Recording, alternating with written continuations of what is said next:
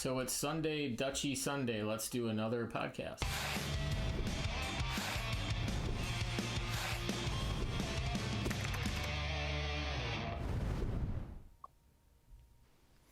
All right, this is the second interview of the day and the second one from the Netherlands. It's one of my favorite distance skaters, and she is now a member of Team Gold and trying to get healthy and finish off the rest of this year. Let's bring in Sanne Inethoff. Sanne. Hello, good evening. Yeah, guten Abend. Oh, I went German. I guess I'm still spending time with Hendrik Dombeck in my head. All right, so right before we hit the record button, I accused you of finally being healthy and non-injured, and you had to remind me that you're still healing. So we're going to get into your history of injuries and illness and such. But as you're sitting here right this minute, how are you feeling? Yeah, now I'm actually doing pretty good. Skating is improving and my condition is getting better. So yeah, I'm feeling good. Okay, so you guys just had your second half qualifiers on the Dutch side. There was no 5K at Euros, so you didn't skate in Euros. But you're feeling good for the stretch run. I would imagine that you're going to do at least one more World Cup, and then there's the World Single Distance in Calgary. And then is the all-around something of interest to you? It does interest me, but I'm not an all-round speed skater. Not yet, not this year. The short distances, it's just, it's not good for me right now. Okay. That's right. Well, I was just talking to Patrick, and that's the whole conversation is about all-around. So, but let's, as we often do here, we love to hear about how people discover the sport and how they grow into the sport. So what part of the country were you born in, and who got you into speed skating? I was actually born in Schalkhaar, in the city in Deventer where I still live.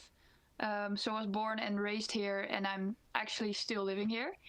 And I think the first time I got introduced to speed skating was actually through school. When I was, I think, in grade 4 or 5, we had something that was like school skating. We went to the ice rink in Deventer with school, so we went on the bike. It was like 10 minutes from the school. And then that was something that we did. And I loved it so much. So I asked my parents if we can also go to the ice rink and go speed skating in the weekends. And I loved it so much. And so I asked to go on lessons. And that's when I started. How long does it take a young Sanne to realize that she is a distance skater and an endurance athlete? Is it something you discovered on the ice, or did you do other sports? Well, as a kid, I did a lot of sports because I loved sports from when I was really little, but I liked everything. So at one point, I did like 4 or 5 sports at the same time. That was a bit too much, so I had to choose. But I didn't really know that I was an endurance athlete from the beginning. That took me a lot of years to figure out. So I was really all round in the beginning. So what other sports did you play? I want to hear about this. What else were you doing? I did handball. I did tennis, athletics. I did dancing. I think that was it. So I'm sure you've thanked your parents 1,000 times for taking you everywhere and enrolling you and everything. Yeah, for sure. But all the sports could be played in the city where I live in. So I always went on the bike to whatever sport I was doing. And it was all with my friends who were from my school. So we all did it together, or the parents from my friends, they took me, or then my parents took me. So it was kind of like I took a whole village for every sport that I was playing. But it was also a good way of connecting with my friends or people from my age in my village. So one of the things that I always like about having speedskatingresults.com available is I can go, look at your history, and it's always curious to me to see, like, what's your first ever recorded time trial. So you did a 500 in 2009. Oh wow, okay. Yeah, in Deventer. So you remember that race? No, not specifically. Yeah, so that was in 2009, and then you didn't do your first 5K until 2015, so several years later. Yeah. Do you remember your first 5K? Yeah, I do actually. Yeah. You remember your time?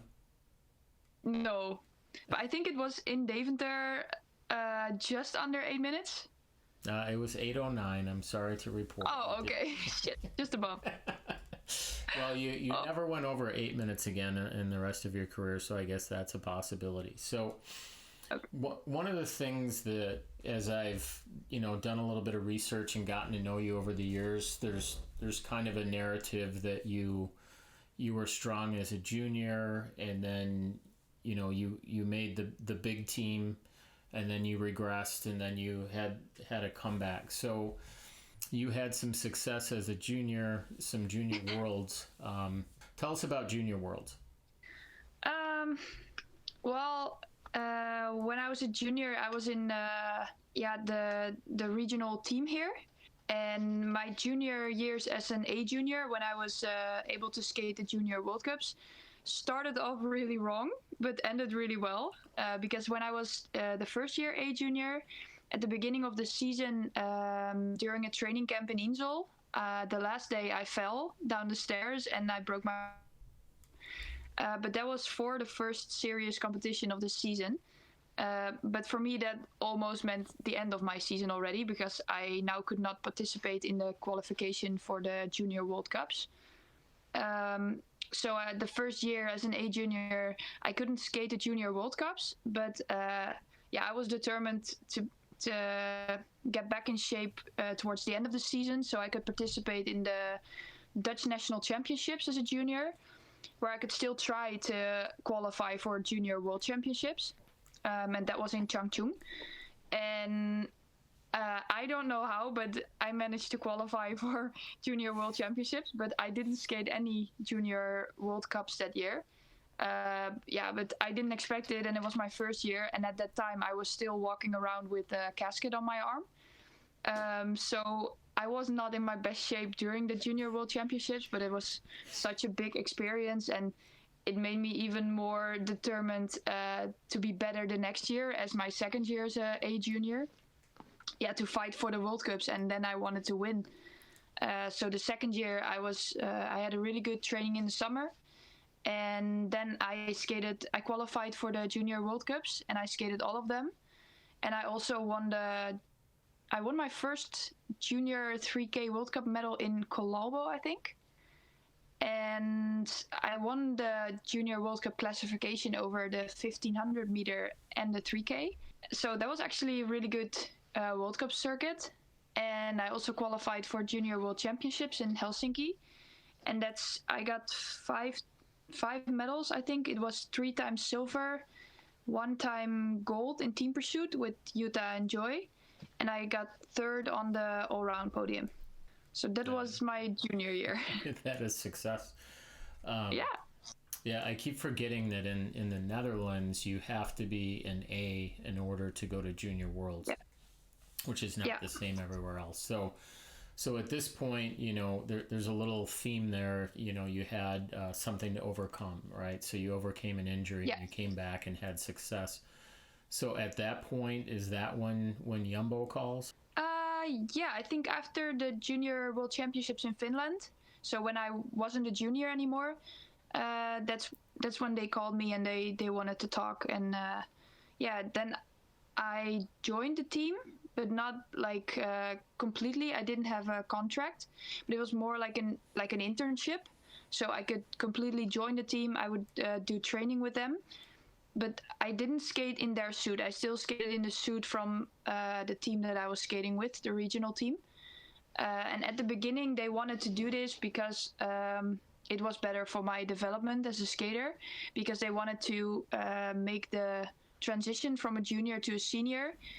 They wanted to make it easier for me and not just completely get me into the senior program. So the plan was to skate still with my own team, and then do some training with the Jumbo team, and just see how that goes. But my development was pretty good, and I was doing a lot better than they expected at first, and I could handle all the training. And then they decided it was better for me to just completely join the program and not be on two different schedules, because sometimes that was hard to manage. So yeah, that's how it started. So when you became a full member, did that come with the financial backing then? No. Okay. No. So you got to wear the suit, but nobody was paying for it. No, I didn't get to wear the suit. I still was skating in my own suit from my regional team, but I could just completely join their program. So all the training camps, the training, yeah. And how many seasons was that? Just one full season that you did that? 2. 2 seasons. Okay. Yeah. So somewhere along the way, the development didn't continue. So tell us about how things didn't go well. Yeah, I was hoping to take the next step also on the ice and improve in the races and skate faster than I did before. But I think my development, it didn't keep improving. So I was still skating the same times that I did the year before. But in the summer, I felt really strong because I'm really good at biking. So during the tests in the summer and the whole training program in the summer, I was able to keep up and I felt really strong. But then when we started skating on the ice and in the beginning of the winter, I wasn't quite at the level from the rest of the skaters. So every ice training was really heavy for me. And I think I wanted to show them that I was good enough, and I never wanted to tell if I was tired. So if they asked me, "Are you tired? Do you feel good?" I always said, "Oh no, I'm not tired. I feel good," because I wanted to follow them. When we went for a 3 hours bike ride with the boys, I didn't want to be the one who said, "Okay, it's a bit too hard for me. I'm gonna slow down." That's not how I am. So I always kept pushing too hard, and in the winter, I could feel that that was negatively impacting my results with skating. So I didn't really develop the first season, and we thought that the second season we could change some things and then it was going to be better. But then I had some health setbacks in the beginning of the summer. And it didn't really improve the second season. So after 2 seasons, I did improve. My skating got better and also my times got faster, but not as much as we expected. And we knew that I could be a lot faster and I could skate much better than I showed. But at the way that we were training and with the program, it was not the best environment for me. So at that point, the decision was then you're just going to leave Jumbo. Yeah. And you ended up in Friesland. Yeah. So how did you end up in Friesland? Well, I think a lot of people that I used to train with when I was younger, they also skated in Friesland, and I knew a few girls that were with the Friesland team. So I talked to them, and I knew the trainer from Friesland, and I had a chat with him. And then I just asked if we could sit down and maybe talk some possibilities for the season after. And then I applied to join the team, and we had a good talk. And then he said it was okay for me to come join the team. And at that time, Melissa Wijfje was also skating at Gewest Friesland, and she was with the with a commercial team before, and when she changed to Gewest Friesland, then she also started to skate really fast. So yeah, I thought, okay, maybe that's a possibility for me too. So I just asked, and yeah, that's how it started with Friesland. So when you made the switch over to that team, was that something that happened like in April or May, so that you were able to have that full summer training heading into the next season? Yeah. Okay. Yeah. And if I'm looking at my notes properly, that would have been the summer of 2021. I'm not sure about the dates, but I think it's possible. Well, I guess I'm leading up to possibly the most important 200 meters you've ever skated. So let's just watch this video and we'll talk about it real quick. You tell me what you think. Okay. Ja, het was inderdaad super spannend, maar ik had wel gewoon het gevoel dat ik controle had eigenlijk. Dat ik ook gewoon de rust in mezelf had en het vertrouwen moest bewaren van ja, ik rij hem door tot het eind en dan kom ik terug. En ja, dat gevoel dat je dan dat je hem vlak kunt houden en je weet dat je tegenstander oploopt en je ziet dat je er naartoe gaat, dat is zo, ja, dat was zo mooi. En dan zie je gewoon 2 trainers ongeveer springend op het ijs op de kruising en schreeuwen van erheen. Ja. So Yeah, wow. for those who don't know what that was the Olympic qualifier for the 5K. So you kind of, at that point, honestly, you have to admit, honestly, came out of nowhere to qualify for the Olympics. Tell me about that day. Oh, that day. Oh, it was nerve-wracking. I know that. The whole season was going so well, and I qualified for the World Cups the first time in my life. That was a big surprise. So I skated all the World Cups, and after the last World Cup in Calgary, we still had 2.5 weeks leading up to the Olympic qualifier moment, and I became second at the World Cup qualifiers. So yeah, people kept telling me, you're possible. It's possible for you to qualify for the Olympics, but yeah, I never even skated World Cup, so I didn't want to see myself like that would be possible. And then, but I got a little bit nervous, but I felt really good when I came back from the World Cups. But then I skated. We first had the 3K at the beginning of the Olympic qualifiers. And that race did not go so well. I was so nervous and I put a lot of pressure on myself, but I also felt really tired. So I was not confident at all for the 5K. And I actually accepted after the 3K, okay, so maybe the season has been too long. It's been intense to go to the World Cups. And I sort of accepted the fact that I was not going to qualify, or that I was just gonna do the best I can and skate the best I can, and then I will see if I qualify.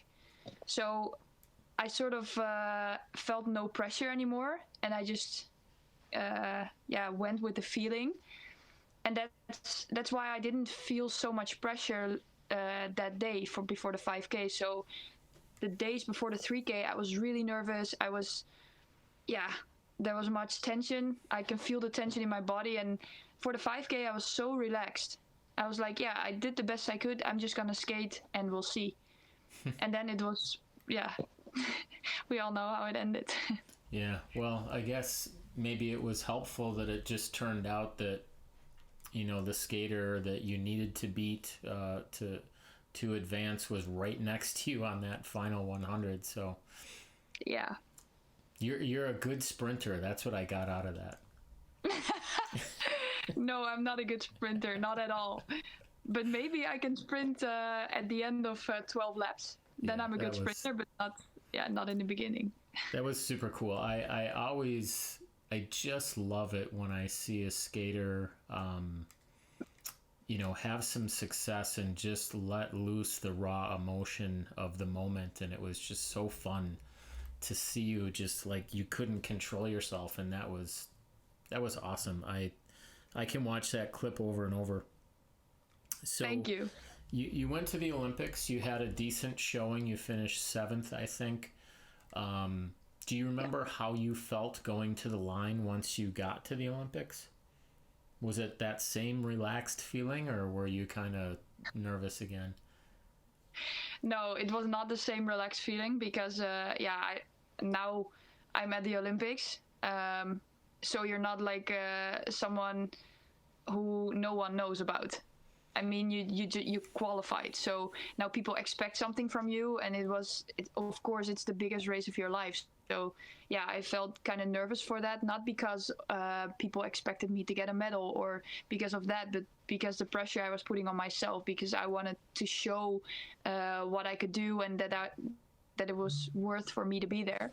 And I just wanted to show my best race, but it was a bit weird at the same time because of course it was a COVID season, and yeah, there were no spectators allowed or not that many. My parents were not there, and so the feeling was a bit, a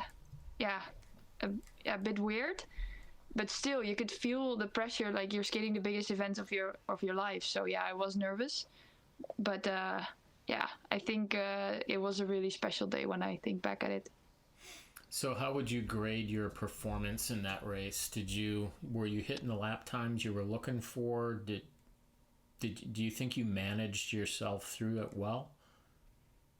I'm not really happy with the race that I skated because I think that the race that I skated at the Olympic qualifiers was a lot better than the race that I skated in Beijing, and I was actually hoping to improve from the qualifying moment and skate even faster in Beijing.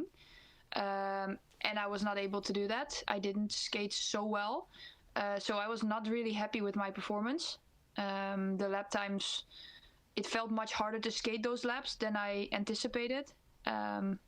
So it felt for me like I had to fight the whole race. And at the Olympic qualifiers, the tournament in Holland, I just skated really well, and I felt the energy also at the end to keep pushing and to even accelerate. And now it was just from the beginning fighting, and I could feel the lap time slowly going up, but I did not have the power to take them down again. Yeah, so I wasn't really happy with it, but when I crossed the finish line, I felt it was so special. Picking it up the year after the Olympics, now you're kind of a mainstay and you're on the World Cup circuit, and you did a 6:47 in B group in Calgary. I don't know where that would have placed with A group on that day, but you beat second place by like 20 seconds or something. So that was a pretty good race. Yeah. And then March of 2023, you went to the World Championship and finished 5th. Yeah. So at this point, I think you're somebody to be reckoned with, right? Yeah, I hope so. I hoped for a better performance in the World Championships in Heerenveen. When we were in Calgary and I skated the 6:47, I felt really good. I felt really strong. My skating was, I was in a really good shape, and I felt like I didn't really have that shape in February. Or at the World Championships. But I think when we are skating at altitude, so in Calgary, I'm always performing really well at altitude. So maybe that's a factor, but I also had many problems with my ankle, and I got sick in February, the 4 weeks before World Championships. So maybe it was a combination of things, but yeah, I was when I found out that the World Championships this year was in Calgary, I was even more determined to qualify for this year's World Championships. But yeah, that didn't go as planned. So why is it that so many stories with Sanne always involve injury and illness? Yeah, I don't know. I wish I did so I can change it. But yeah. So bad luck? I don't know. So everybody that watches this channel knows that Johan de Witt is one of my favorite guys, and I love Team Gold. And so I was always staying in touch with him as he was starting to tell me that, hey, it's not just going to be Team Miho anymore. And so I'd spend day after day sending him messages, guessing who was going to be on the team.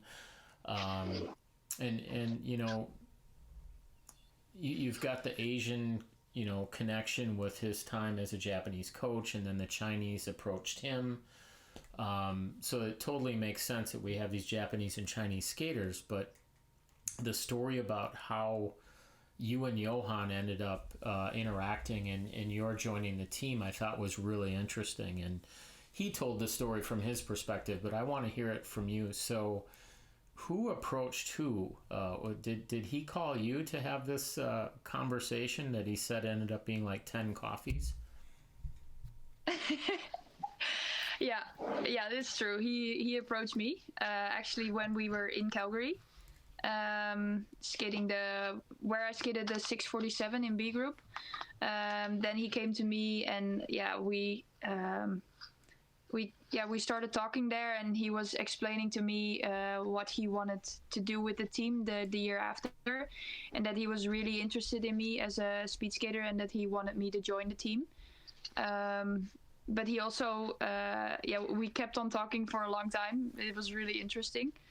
But he wasn't sure if it was going to be possible to set up the team. But he really wanted me to join the team if he could do it. So at that moment, after about the 7th coffee, did you feel like you were going to do it, or did you need some time to think about it? Yeah, well, of course I needed some time to think about it, because there was no team yet.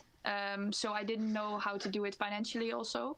Yeah. That was a big question. But of course, like when he approached me and when he was explaining his ideas and saying that he wanted me to join the team, I was so excited. And I was really surprised also that he as a coach was interested in me. That felt like a big compliment for me as a skater.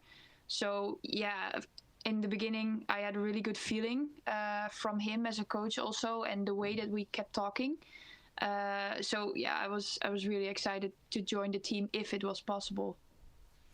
Well, we know how it ended because everybody did come together, but I think there's so many things about Team Gold that are interesting to me. You've got skaters from all different parts of the world, and they all have their own challenges for being able to participate in certain things. There's the obvious language barriers. And then, like with you still have your relationship with the Friesland team, and they're supportive of the things that Johan's trying to do, and there's a lot of communication that goes on there, which I think is super cool. The other thing I thought was really unique was how Johan is trying to get the different skaters to help each other. As he mentioned, like, Yuma's corners need to be better. And he's trying to work with Ning to help, get Yuma's corners better. And I think I read somewhere that you are having a lot of personal input into the programming, particularly for probably the cycling aspects. So tell us how you are maybe as much of a coach as you are an athlete on this team.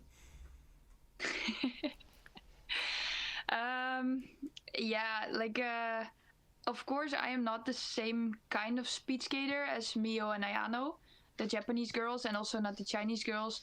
I'm a long distance speed skater, and they are more sprinter speed skaters. So they make a lot more hours on the ice, and they skate a lot more, like almost every day, than I do. And for me, it's really helpful to spend many hours on the bike cycling. A little bit the same as Niels van der Poel did. But in the years that I didn't perform so well when I was with Jumbo, after then I changed to the Friesland team, and I got a lot of knowledge in the year from the Olympic Games about what works for me and what doesn't work for me. So I know some kind of trainings my body responds to really well, and I should do them. And some kind of training I don't respond well to. But that's what I found out because I have to find my way back to the top. So from the beginning, I told everything, of course, to Johan because I wanted to join the team. But I cannot just follow a program that he writes, because there has to be some communication, because nobody knows my body and how it responds to training better than I do. So if when Johan came up to me and he said, I want to make you better, of course he has to know like what makes me worse, and where I respond to really well. So that's why this year we also wanted to improve. So we tried a lot of things, and he has a really specific view on training and how to improve and how I can be better. And that went really well in the summer. But of course, there were also things that we tried, which turned out not to be so good for me. So that's when, it's always like trial and error. So sometimes you have to try things, it doesn't work out. Okay, we're not going to do that anymore. Well, maybe the same thing for Mio works really well.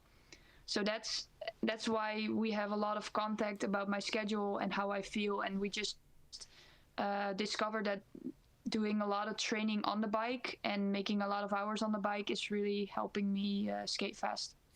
Really? Yeah.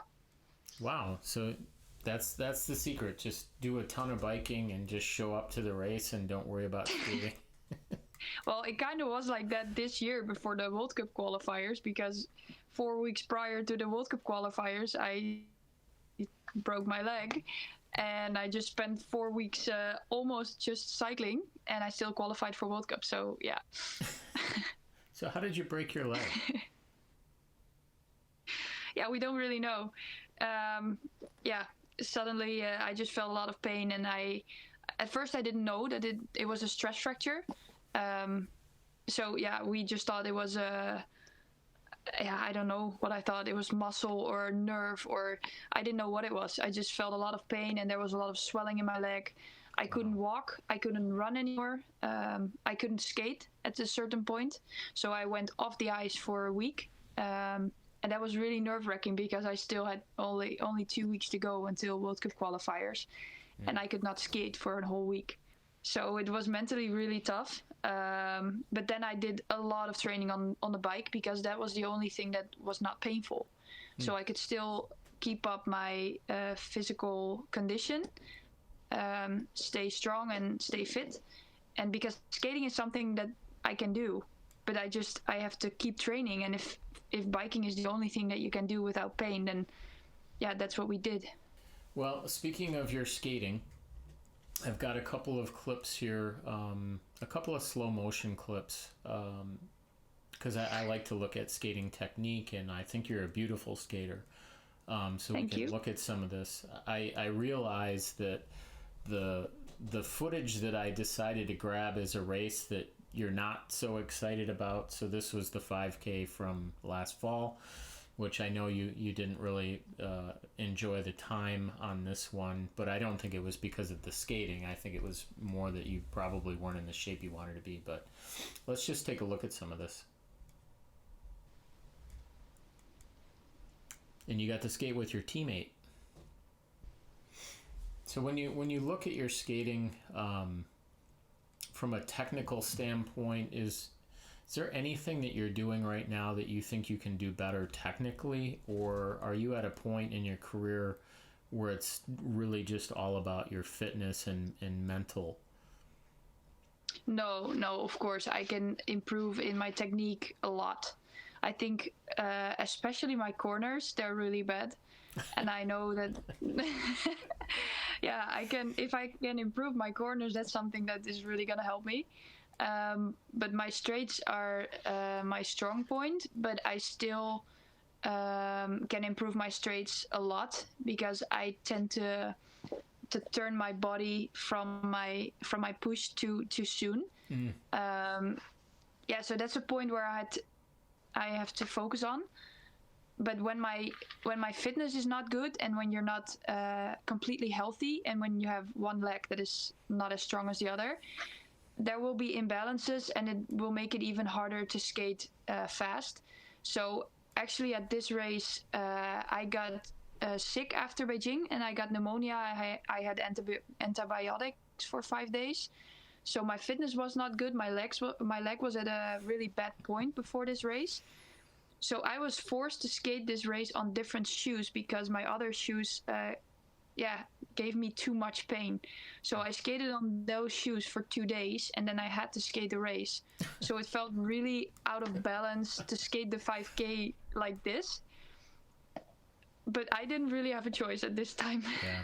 Well, let's take a look at this corner and tell me what it is about your corners that you don't like.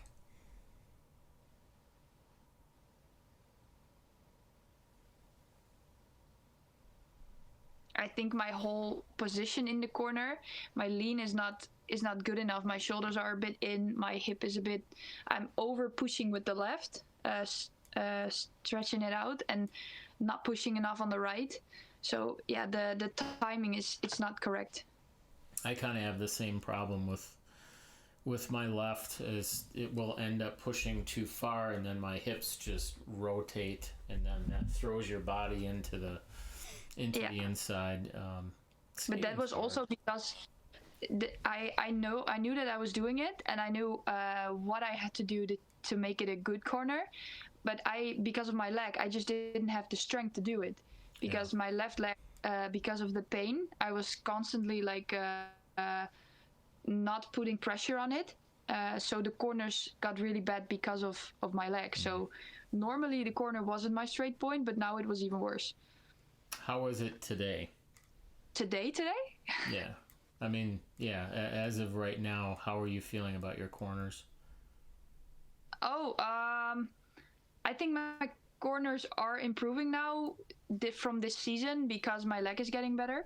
But what I notice right now is that this whole season, I felt so much pain in my leg that I didn't put so much pressure on it the whole season.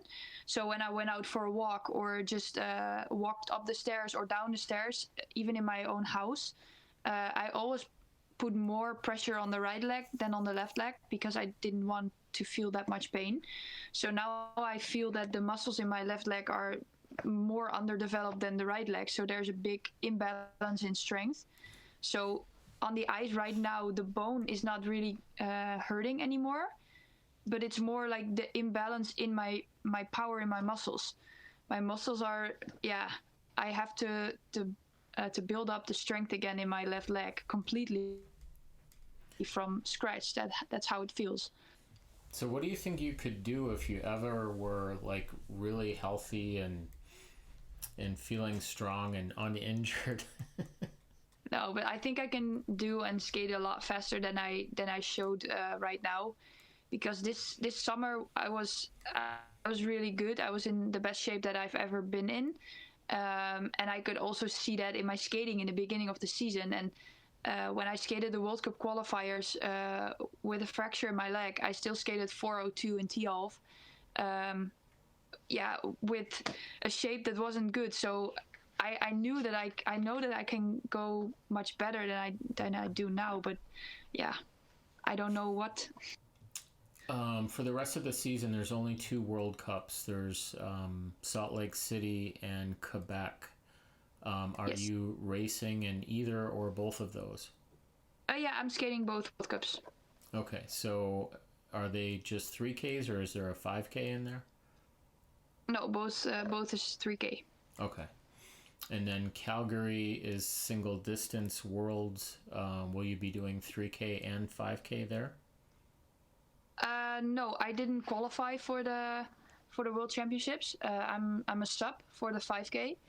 So yeah, I just have to wait and see if I have to skate eventually. But yeah, I didn't qualify. Okay, understood. And we already talked about the fact that you're probably not going to do the all around.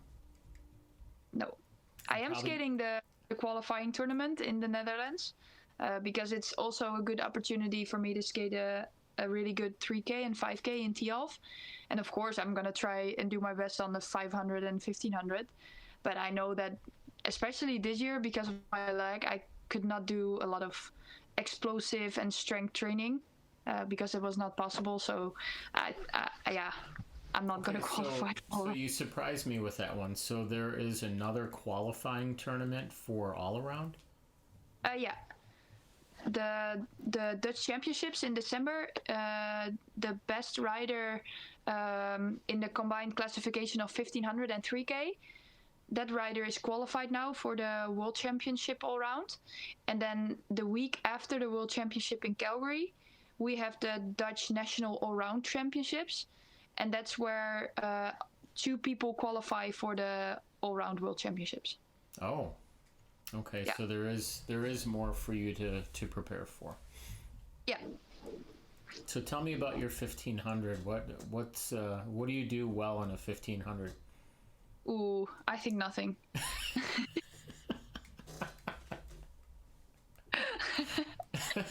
No, it's just not my distance. When I skated when I started skating really fast on the 5K, that was the year before I qualified for the Olympics. I completely changed my schedule. I was always skating an okay 1500 and okay 3K, but I didn't really have the progression that I thought that I could have. So I kind of lost the pleasure in skating. I didn't really like it anymore, and I was like, if I'm gonna do this, I want to give it one more chance, but I'm gonna do it totally different. So we actually changed my whole schedule, and then I felt myself getting better every week. And yeah, of course, the year after, I was so much better that I qualified for the World Cups and then for the Olympics. But also my schedule changed so much that my whole body and like my muscle types, they changed. So I became a really fast 5K skater and long distance athlete, but the 1500 was not good anymore.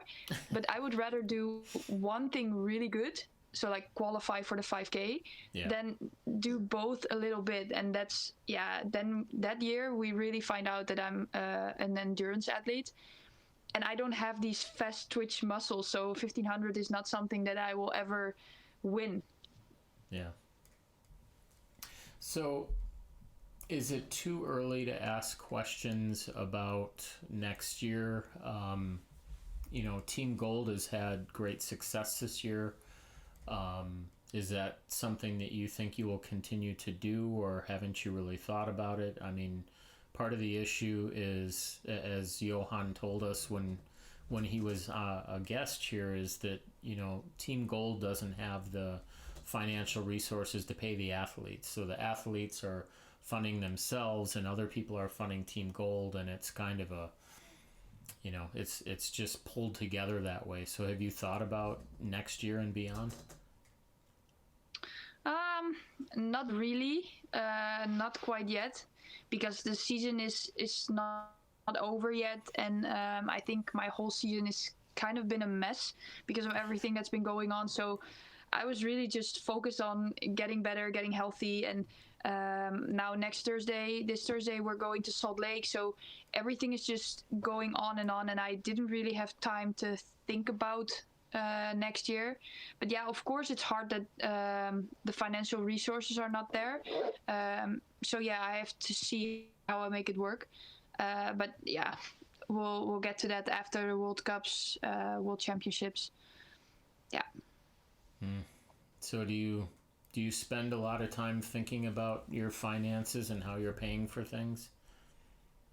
Yeah, of course. I'm not with a commercial team, so I don't have I don't get paid by my team, which the other skaters, they do have. So of course I have to find ways to fund my own skating journey. So I have to find personal sponsors, and of course you have to stay in contact with your sponsors. I don't have a management from a team who does that for me. So it takes up a lot of time, and it also costs a lot of energy. So it's not the easy way that I'm doing, but I think I'm learning a lot about myself, about how the world works.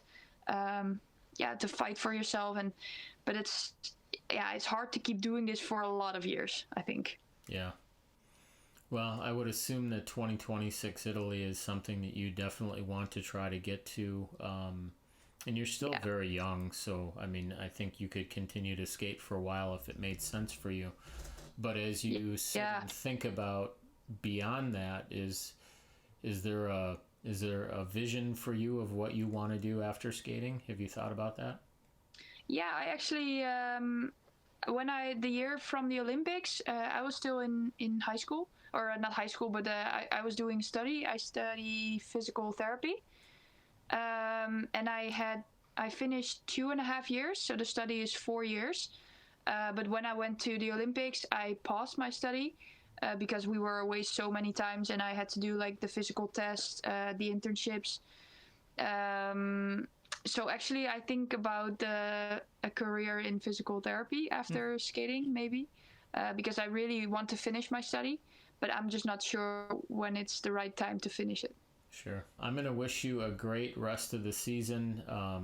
It'd be exciting to see what you can do here over these next few races. It was really great having you on, and I finally learned how to enunciate your last name properly. Inithoff, in it to win it. Yes. So there. Thank you so much for having me. It was really nice. Yeah, and someday, I keep threatening this, I'm going to show up at an oval somewhere, and I'm gonna sit in and do a session with Team Gold. But every time Johan and I look at the calendar, it never, you guys are there and I'm over here, and so someday we're gonna figure it out, and then you and I can do some laps together. Yeah, nice. That would be nice. All right, Sanne Inithoff, this has been super fun. Thank you, and good luck the rest of the way. We are out of here.